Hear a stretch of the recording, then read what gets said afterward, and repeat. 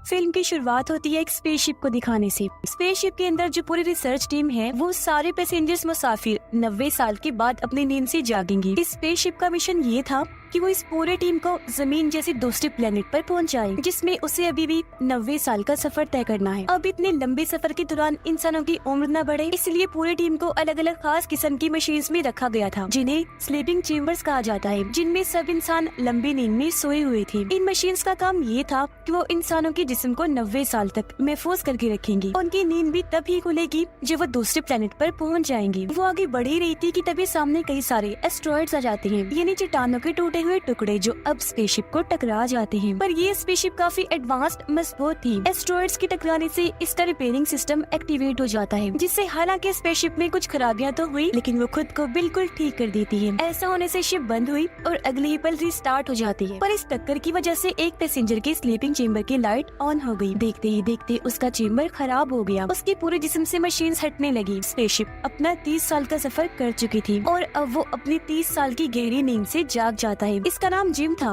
वो उठकर आगे बढ़ा। अब पहले तो उसे काफी चक्कर आ रही थी, लेकिन कुछ ही देर में वो बिल्कुल नॉर्मल हो जाता है। अब जिम उस हॉल में जाता है जहाँ सफर खत्म करने के बाद सारे पैसेंजर्स ने जमा होना था, क्योंकि यहाँ इनकी तब मीटिंग होने वाली थी। मगर जाहिरा उसने देखा कि इस हॉल में कोई भी नहीं है। वो पूरे स्पेसशिप में बाकी सभी पैसेंजर्स को ढूंढने लगा, लेकिन उसे अपने अलावा वहाँ कोई भी नहीं मिला। वो कंट्रोल रूम में मदद मांगने के लिए जाने लगा, पर उसका दरवाजा लॉक था, क्योंकि इसे कंट्रोल रूम के मेंबर की आईडी से ही खोला जा सकता था या फिर टीम के हेड की। इसलिए अब जिम सिस्टम से ही अपनी लोकेशन की डिटेल्स निकलवाता है, ताकि वो पता कर सके कि इस वक्त स्पेसशिप कहाँ है। जहाँ उसे पता चल गया कि वो अपनी मंजिल यानी उस प्लेनेट से 90 साल दूर है, यानी कि वो 90 साल पहले ही जाकर अपने स्लीपिंग चेम्बर से एक्टिवेट हो गया है। वो काफी मायूस हो गया, वहाँ से जाने लगता है। मगर तभी उसकी नजर सामने गई। उसे लगा कि वहाँ कोई इंसान है, तो जिम उस तरफ ही जाने लगा, जहाँ उसे पता चला कि वो इंसान नहीं बल्कि इंसानी शक्ल वाला रोबोट है। अब जिम को वहाँ एक औजार मिला, जिसकी मदद से वो अपने स्लीपिंग चेम्बर को ठीक करने की कोशिश करता है, मगर इस चीज में वो नाकाम ही रहता है। इसके बाद जिम कंट्रोल रूम में भी जाने की कोशिश करता है, औजारों से उसके दरवाजे को काटने की कोशिश करता है, मगर वो इतना मजबूत दरवाजा था कि इसे कुछ भी करना नामुमकिन था। आगे बढ़कर जिम ने देखा कि अब स्पेसशिप की बाकी फंक्शंस में भी खराबी आ रही है, मगर वो इन चीजों को नजरअंदाज करके रोबोट के पास जाकर बैठ गया। उसे कहने लगा कि मुझे ऐसा लगता है जैसे मैं हमेशा के लिए इस स्पेसशिप में फंस गया हूँ, कोई मेरी मदद को नहीं आएगा, मैं अकेला ही मर जाऊंगा इधर। ये सुनकर रोबोट कहता है कि इंसानों की यही खामियां हैं, उन्हें हमेशा वो चाहिए जो उन्हें पसंद हो और जो उनके पास ना हो, और उस चीज के साथ खुश रहना चाहिए जो आपके पास है। उसकी ये बातें कहीं न कहीं जिम पर असर कर जाती हैं, इसलिए स्पेसशिप में जो था वो उनसे फायदा उठाने लगा, खुशी खुशी आगे अपनी जिंदगी जीने लगता है। स्पेसशिप में करने को खेलने को बहुत कुछ था, तो वो सब करके ही जिम अपना वक्त गुजारता है। तभी उसका पैर फिसल गया, वो नीचे गिर जाता है। अचानक उसकी नजर एक स्लीपिंग चेम्बर पर गई, जिसके अंदर एक लड़की लेटी हुई थी। इसका नाम अरोरा होता है। अब जब ये लोग जमीन पर थे तो वहाँ जिम अरोरा को पसंद करता था, इसलिए अब वो वीडियो में उसका इंटरव्यू देख कर ही अपना वक्त गुजारा करता था। अब उसके दिमाग में ये आता है कि मैं अरोरा को भी नींद से टाइम से पहले ही जगा देता हूँ। अब वो जानता था कि ये करना गलत है, मगर आखिर में वो इस फैसले पर पहुँचा कि मैं अरोरा को नींद से जगाऊंगा। अब क्योंकि उसके बाल और शेव काफी बढ़ गई थी, तो वो अपने बाल कटिंग करने लगता है, जिसके बाद अपना औजारों वाला बॉक्स लेकर अरोरा के चेम्बर के पास आ जाता है। वो एक औजार से उसके चेम्बर के सिस्टम को करंट दे देता है। ऐसा करने से चेम्बर खराब हुआ, खुल जाता है, मगर इससे पहले उसकी आंखें खुलती, वो अपने पास जिम को देखती, वो अपना औजारों वाला बॉक्स लेकर भाग जाता है। सभी औजार किसी जगह पर छुपा देता है, ताकि अरोरा को ये बात पता ना चल सके कि उसके साथ ऐसा मैंने किया है। जिसके बाद अरोरा अपनी नींद से जाकर आगे बढ़ी, और अब जब दोनों का आमना सामना हुआ तो अरोरा उससे पूछती है कि टीम के बाकी लोग कहाँ पर हैं? कोई नजर नहीं आ रहा। इस पर जिम उसे बता देता है कि तुम्हारा और मेरा स्लीपिंग चेम्बर खराब हुआ है। साथ ही वो घबरा भी रही थी, इसलिए वहाँ जाकर देखती है जहाँ सबकी चेम्बर्स रखी हुई थी। वो देख लेती है कि जिम सही कह रहा था। ये देखकर अरोरा कंट्रोल से बाहर हो जाती है। तब जिम उसे संभालता है, कहने लगा कि अभी तुम आराम कर लो, इस बारे में हम कल कुछ कर लेंगे। अगले दिन दिखाया गया कि अरोरा मशीन से अपना खाना लेती है, जहाँ मशीन ने उसे ढेर सारा अलग अलग तरह का खाना दिया था, क्योंकि वो गोल्ड क्लास की पैसेंजर थी, हमेशा अलग अलग चीजें खाया करती थी। अब जब उसे पता चला कि जिम इतने सालों से एक तरह का ही खाना खा रहा है, तो वो अपनी आईडी से जिम को भी गोल्ड क्लास का खाना निकाल कर देती है। अब अरोरा भी कंट्रोल रूम का दरवाजा तोड़ने की कोशिश करती है, मगर वो भी ऐसा नहीं कर पाती, जो देखकर अब अरोरा को भी यही लगने लगता है कि हम यहाँ पर फंस गए हैं। तो अब वो अपनी किताब देखकर उसे पूरा करने का फैसला करती है। जिसके बाद अरोरा उससे पूछती है कि यहाँ पर करने का कुछ है। इस पर जिम कहता है कि हाँ, डांस कर सकते हैं, खेल सकते हैं और भी कई सारी चीजें हैं। ये लोग डांस को चुनते हैं जहाँ AI सिस्टम इन्हें डांस करना सिखाती है, जिससे ये लोग इंजॉय करने लगते हैं। खूब इन्होंने डांस किया, दोनों ही काफी खुश थे। ये लोग स्पेस की सैर भी करते हैं, इन्हें बहुत मजा आया करता था। और अब धीरे धीरे इनकी दोस्ती हो जाती है। दिखाया गया कि स्पेसशिप अब एक काफी बड़े तारे के पास से गुजरती है, जो बहुत चमकदार था, इसलिए काफी खूबसूरत लग रहा था। उसके अंदर से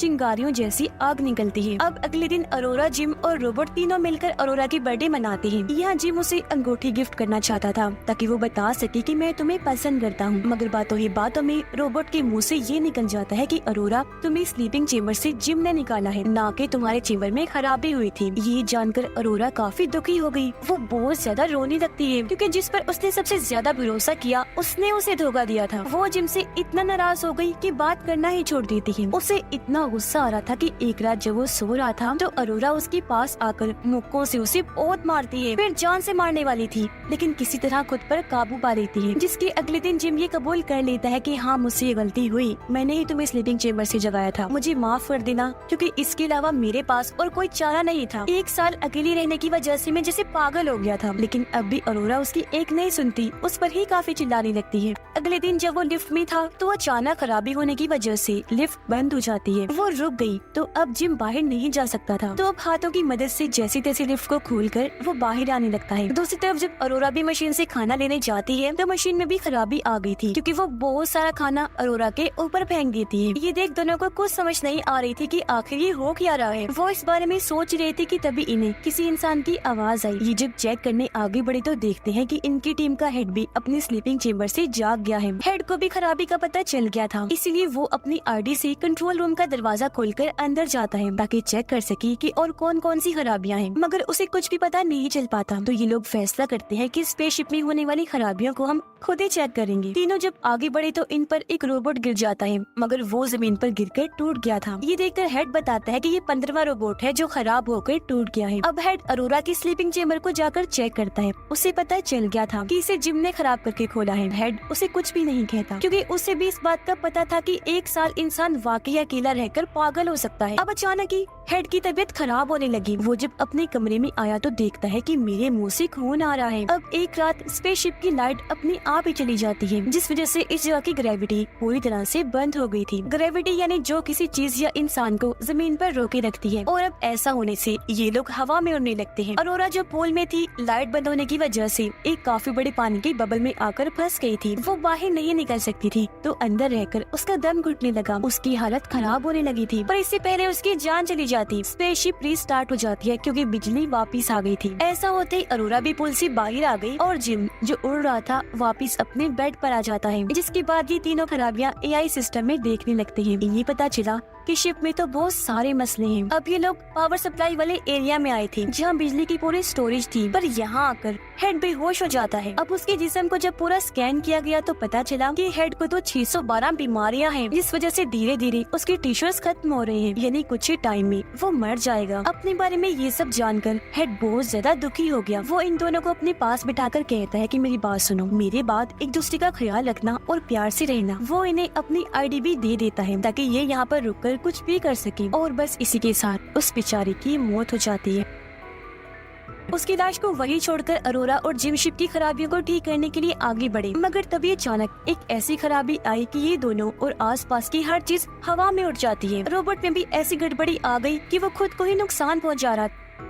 अरोरा जल्दी से उसके पास गई, उसके सिस्टम को ही बंद कर देती है। जिसके बाद वो दोनों एक बार फिर आगे बढ़ के स्पेसशिप के सारे हिस्सों को बदलने लगते हैं। ऐसा करने के बाद वो पावर सप्लाई रूम के बाहर आए। इन्होंने जैसे दरवाजा खोला तो अंदर एक काफी बड़ा सुराख था, जिसकी तरफ अब ये दोनों खींचने लगते हैं, मगर ये खुद को कंट्रोल करके उस सुराख को बंद कर देते हैं। खुद को संभालने के बाद इन्होंने देखा कि शिप में उस जैसे और भी कई सारे सुराख हैं, और अब जब ये मेन पावर सप्लाई के सिस्टम के पास आई तो पता चला कि बिजली का पूरा सिस्टम खराब हो गया है। इसलिए वो जल्दी से सभी हिस्सों को बदलने लगते हैं, मगर खराबी की वजह से स्पेसशिप में हीट गर्मी इकट्ठा होने लगती है, जिसे बाहर निकालने के लिए इन्होंने लीवर खींचा, पर गेट खुलता ही नहीं। और अब अगर जल्दी हीट को बाहर ना निकाला गया तो यहाँ धमाका हो जाएगा। ये देखकर जिम अब खुद ही सूट पहनकर बाहर आया और उस तरफ जाने लगता है जहाँ से हीट को बाहर निकालना था। शिप के अंदर का टेम्परेचर काफी बढ़ गया था, हर चीज तेज गर्म हो जाती है। उस जगह पर आकर जिम बाहर से लीवर खींचता है जिससे वो दरवाजा खुल गया, मगर जैसे उसने लीवर छोड़ा दरवाजा फिर से बंद हो जाता है। ये देखकर जिम समझ गया कि अगर दरवाजे को खुला रखना है तो लीवर को पकड़े रखना होगा। लेकिन एक मसला था, जब हीट इस रास्ते से निकलेगी तो वो जिम को भी छूकर गुजरेगी, तो इस तरह उसकी जान भी जा सकती थी। लेकिन वो फिर भी रिस्क लेकर लीवर खींचता है जिससे दरवाजा खुल गया। ऐसा करने के बाद अरोरा को कहता है कि जल्दी से लीवर खींचो ताकि हीट बाहर निकल सके, मगर वो ऐसा करने से मना कर देती है क्योंकि वो नहीं चाहती थी कि जिम को कुछ भी हो। पर क्योंकि स्पेसशिप का टेम्परेचर धीरे धीरे बढ़ता जा रहा था, इसलिए ना चाहते हुए भी अरोरा को लीवर खींचना ही पड़ता है। ऐसा होने से सारी हीट जिम को छूते हुए बाहर निकलने लगती है। पर तभी जिम का पैर फिसल गया, वो नीचे की तरफ इतनी जोर से जाने लगा कि उसके जिस्म से जो सेफ्टी तार लगी थी वो टूट जाती है। अब शिप तो ठीक हो गई थी, लेकिन जिम अभी भी स्पेस में ही था। उसके सूट में छेद हो गया था और अब वो स्पेसशिप से दूर हो रहा था। अब उसे बचाने के लिए अरोरा भी सूट पहनकर बाहर आती है। हालांकि जिम उसे दिख तो गया, लेकिन वो इससे काफी दूर था, मगर फिर भी अरोरा उस तक पहुँचने की कोशिश करती है। दोनों ने एक दूसरे का हाथ भी पकड़ लिया था, लेकिन हाथ फिसलने की वजह से एक बार फिर अलग अलग हो गई। ये देखकर अरोरा रोने लगी क्योंकि उसे लग रहा था जैसे जिम जा चुका है। लेकिन तभी वो उस तार को देख लेती है जो जिम के साथ जुड़ी हुई थी। वो जल्दी से इस तार को पकड़ के उसे अपनी तरफ कर लेती है, जिसके बाद उसे स्पेसशिप में ले आई। अब जिम का सूट जल गया था। काफी देर तक स्पेस में रहने की वजह से उसकी हालत भी काफी खराब हो जाती है, जो देखकर अरोरा काफी डर गई। वो उसका सूट उतार कर उसे मेडिकल मशीन में डाल देती है। वो मशीन को हुक्म देती है कि अपने सारे फंक्शंस एक साथ ही जिम पर कर डालो। ऐसा होते ही मशीन एक साथ जिम का इलाज करने लगती है, मगर उसकी हालत में जरा भी बदलाव नहीं आता। मगर खुशकिस्मती से कुछ ही देर में जिम की आंखें खुल जाती हैं, जो देखकर अरोरा बहुत ज्यादा खुश हो जाती है। जिम की हालत बेहतर होते ही ये दोनों पूरे स्पेसशिप को ठीक कर देते हैं, जिसके बाद इज्जत के तौर पर हेड की लाश को कपड़े पहनाकर बैच लगाती है और उसे स्पेसशिप में छोड़ दिया जाता है। अब जिम को एक और स्लीपिंग चेम्बर मिलता है जो बिल्कुल ठीक था। उसमें इन दोनों में से कोई एक जाकर सो सकता था, इसलिए वो अरोरा को कहता है कि तुम वापस जाकर लेट जाओ, फिर 90 साल के बाद ही जागना, जहाँ तुम्हारी आंखें खुलने पर तुम्हारे सामने वो दूसरा प्लेनेट होगा। मगर अरोरा उसे ऐसा करने से मना कर देती है कि नहीं, मैं तुम्हें अकेला छोड़ के नहीं जाऊंगी, हम साथ मिलकर रहेंगे, जो भी अंजाम होगा मैं उसके लिए तैयार हूँ। ये कुछ और साल यहाँ गुजारते हैं, जहाँ एक दिन जिम अरोरा को वो अंगूठी दे ही देता है, जो पहनकर वो बहुत ज्यादा खुश हो जाती है। और अब इसके बाद हम सीधा पूरे 90 साल के बाद का वक्त देखते हैं, जहाँ वो स्पेसशिप आखिरकार उस प्लेनेट तक पहुँच गई थी, यानी अपनी मंजिल तक। ऐसा होते ही सभी मेंबर्स नींद से जाग जाते हैं, पर जब ये स्पेसशिप से उतरने लगी तो इन्होंने देखा कि पूरे स्पेसशिप में पेड़ पौधे उगे हुए हैं, जो अरोरा और जिम ने उगाए थे। पर क्योंकि इतने साल गुजर गए थे तो उनकी मौत हो गई थी, मगर उन्होंने काफी सारे अच्छे कामों में से ये भी किया कि स्पेसशिप को ठीक कर दिया। तभी ये लोग अपनी मंजिल तक पहुँच पाए। और इसी के साथ ये कहानी इधर